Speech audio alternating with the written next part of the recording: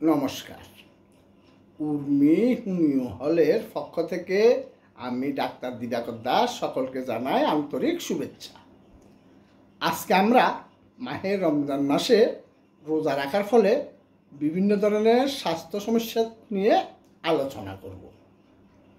তার আগে যারা ভিডিওটি দেখছেন তারা না টেনে সম্পূর্ণ দেখুন, এবং যারা এখনও সাবস্ক্রাইব করেন নাই তারা বিভিন্ন রোগের হোমিওপ্যাথিক চিকিৎসা সম্পর্কে জানতে চ্যানেলটি সাবস্ক্রাইব করে লাইক কমেন্টস করুন। রমজান মাসে অনেকেই বিভিন্ন ধরনের সমস্যায় ভুগতে থাকেন। সারাদিন রোজা রাখার জন্য অনেক স্বাভাবিক মানুষের শরীরেও বিভিন্ন সমস্যা দেখা দেয়। তবে চিকিৎসা বিজ্ঞানের মতে নিয়ম অনুযায়ী খাদ্যাভ্যাস পরিবর্তনের মাধ্যমে অনেক জটিল রোগীরাও রোজা রাখতে পারেন, এবং তার রোগীদের জন্য উপকারী ও স্বাস্থ্য সংরক্ষক হিসাবে স্বাস্থ্য ঝুঁকি হ্রাস করে। এই জন্য রমজানে প্রত্যেকটি মুসলমানের উচিত কীভাবে স্বাস্থ্য ঠিক রেখে রোজা পালন করা যায় সেদিকে গুরুত্ব দেওয়া।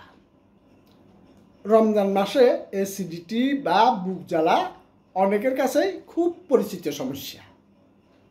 সাধারণত অতিরিক্ত পরিমাণে খাবার গ্রহণ, সেহরি ও ইফতারে চর্বি জাতীয় তৈলাক্ত খাবার, ভাজা পোড়া ইত্যাদির খাওয়ার ফলে এই সমস্যা হয়। রোজা রাখলে আমাদের পাকস্থলীতে অ্যাসিড লেভেল এমনিতে বেড়ে যায়।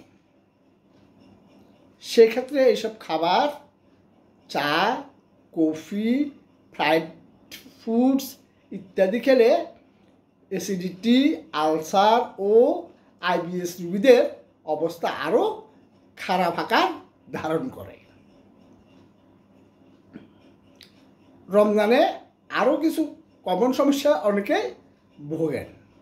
সেগুলো হলো কোষ্ঠকাঠিন্য, পাইলস, ফিশার ইত্যাদি। সাধারণত যারা দীর্ঘদিন যাবৎ কোষ্ঠকাঠিন্যে ভোগেন তাদের পাইলস, ফিশার সম্ভাবনা ৮০%।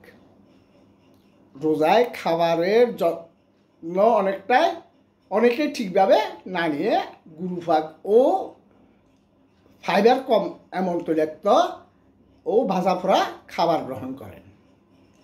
এছাড়া কার্বোহাইড্রেট জাতীয় খাবার খাদ্য তালিকায় বেশি হলে কোষ্ঠকাঠিন্য বেড়ে যায়। এক্ষেত্রে দরকার খাদ্যে সচেতনতা। ইফতারের পর কমপক্ষে ২.৫ লিটার পানি পান করা উচিত, এবং সেহরিতে পোলাও, মাংস, তেহারি, বিরিয়ানি অবশ্যই বাদ দেওয়া উচিত। ইফতারের পর থেকে সেহরি পর্যন্ত অল্প অল্প করে পুষ্টিকর ও তরল খাবার গ্রহণ করতে হবে। সাধারণত সেহরি ও ইফতারের পর চা, কফি খাওয়া অনুচিত, কারণ চা, কফির ক্যাফেইন অনেক সময় মাথা ব্যথার কারণ হয়ে দাঁড়ায় এবং কোষ্ঠকাঠিন্য ও পাইলসের সমস্যা বাড়িয়ে দেয়। নিয়ম মেনে রোজা রাখার পরও এইসব সমস্যা হতে থাকলে হোমিওপ্যাথিক ল্যাক্সেটিভ ওষুধ সেবন করলে দ্রুত আরোগ্য লাভ করা সম্ভব। সারাদিন রোজা রেখে হঠাৎ করে এইসব অল্প ক্যালোরিযুক্ত ভাজা পোড়া ও গুরুফাক খাবার খাওয়ার পরে হজমের সমস্যা সৃষ্টি হয়, কারণ এই সময় আমাদের শরীরের এনজাইম বা হজম প্রক্রিয়ায় সহায়তা করে সেগুলো বন্ধ থাকে।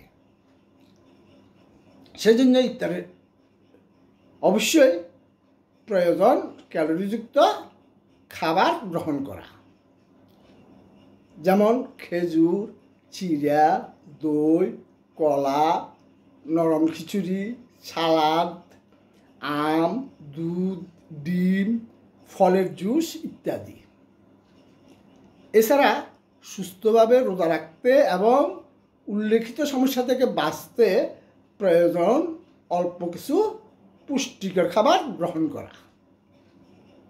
নিয়ম অনুযায়ী রোজা রাখার পরও যদি অ্যাসিডিটি, ফ্যাটি আলসার, আইবিএস রোগীদের সমস্যা বেড়ে যায়, সেক্ষেত্রে অবশ্যই কোয়ালিফাইড হোমিওপ্যাথির চিকিৎসা গ্রহণ করা উচিত।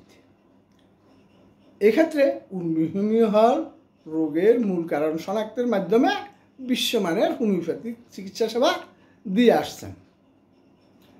হোমিওপ্যাথিতে নাক্স ভূমিকা, লাইকোপোডিয়াম, কার্বোভেস, সালফার, শিফিয়া, ফালসেটিলিয়া, মার্কসল ইত্যাদি অনেক গুরুত্বপূর্ণ ঔষধ রয়েছে, যা পার্শ্ব প্রতিক্রিয়াহীনভাবে রোগীকে সুস্থ করতে পারে। আজ এই পর্যন্তই, ধন্যবাদ।